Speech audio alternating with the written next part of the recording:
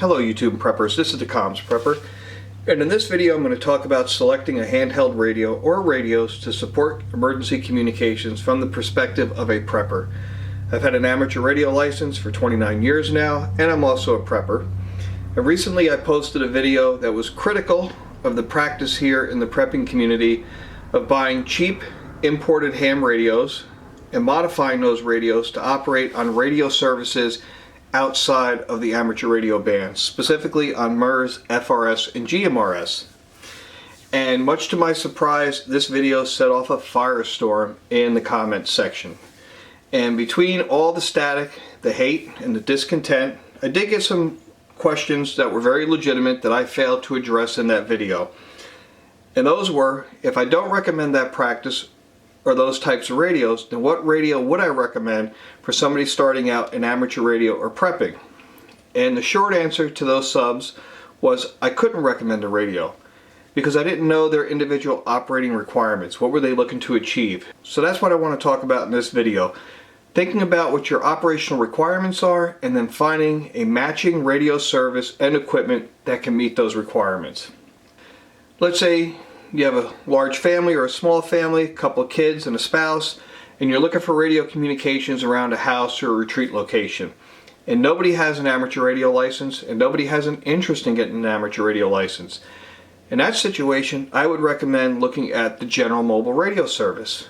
You pay a single fee, no exam required, and that license covers everybody in your immediate family. And I have some examples up here. I have these Midland Gx T Radios. They put out a little over 3 watts. You can get a pair of these with surveillance kits, that's the earbuds and the microphone, and a desktop charger for under 60 bucks on Amazon right now. If you're looking for something that's a little more permanent or fixed in the General Mobile Radio Service, then Midland recently released the Midland Micro Mobile. This is a full 5-watt radio specific to the GMRS radio service with an external antenna connection here.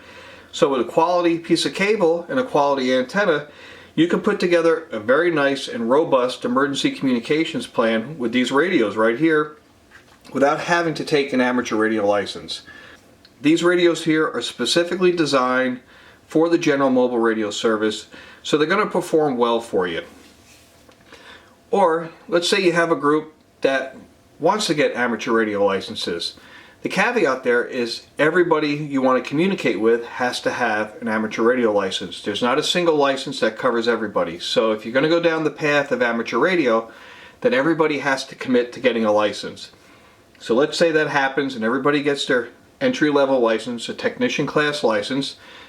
Then I would recommend as entry-level radios any one of these 2 radios. This radio on my left is one of my most favorite radios. This is the Yaesu FT60R.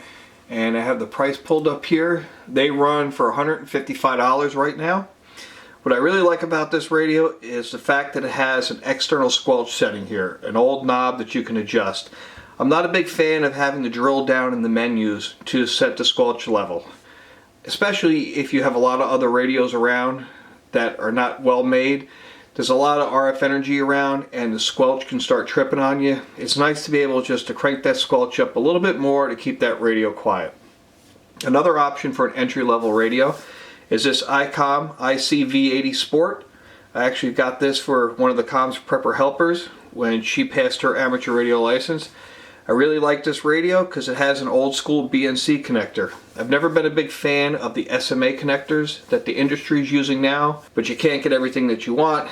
But for somebody cutting their teeth on amateur radio and looking for something that's a little bit more robust, this Icom is a great option. You got a very sturdy antenna.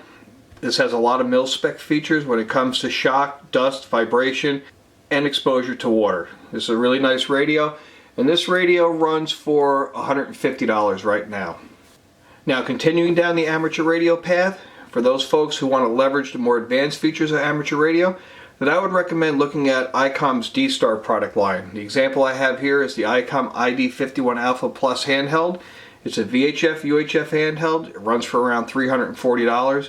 But in addition to legacy analog capability compatible with these radios here, this is also a digital radio. So you can have digital voice communications between 2 radios or leverage the D-Star system, which can give you regional or international communications. Once you get into a D-Star repeater, you can navigate to any other D-Star repeater on the planet.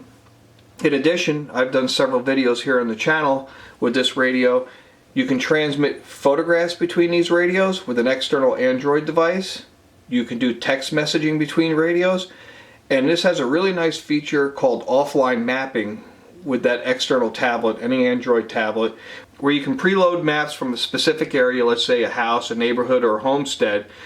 And this radio has built-in GPS receiver here on the top, so 2 or 3 or more handhelds operating in the same area can actually update the location of the other radios real time on an offline map that you've preloaded. So let's say in a disaster the internet goes down, you don't have Google Maps, but you've got a couple guys out with radios.